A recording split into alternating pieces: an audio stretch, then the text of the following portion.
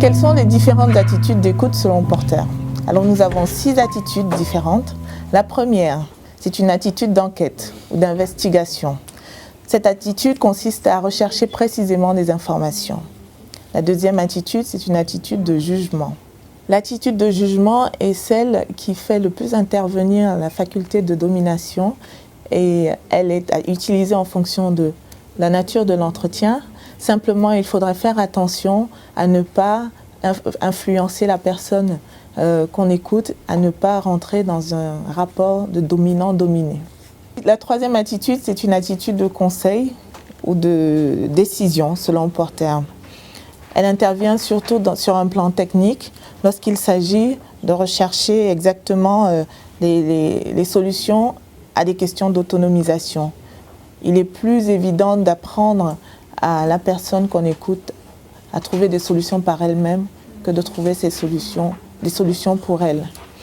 La quatrième attitude, c'est une attitude de soutien qui intervient surtout, elle est surtout d'ordre affectif. Elle intervient dans des situations difficiles, elle sert à dédramatiser, banaliser la situation et soulève une lourde responsabilité psychologique.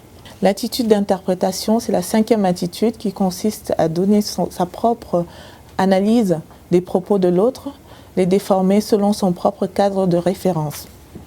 La sixième et la dernière attitude, de loin la plus importante, c'est celle de la compréhension qui fait appel à notre capacité de reformuler, qui demande de bien vérifier qu'on a compris de quoi il s'agit et ne veut pas forcément dire qu'on est d'accord avec l'opinion de la personne qu'on écoute. Selon l'objectif de l'entretien, l'une ou l'autre des attitudes est adoptée en fonction de sa pertinence.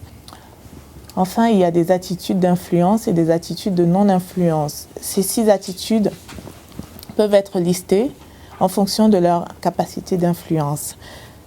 L'attitude de jugement est de loin la plus influente, suivie par l'attitude de conseil, l'attitude d'interprétation, l'attitude de soutien, l'attitude d'enquête et l'attitude de compréhension qui est celle qui fait moins appel à l'influence.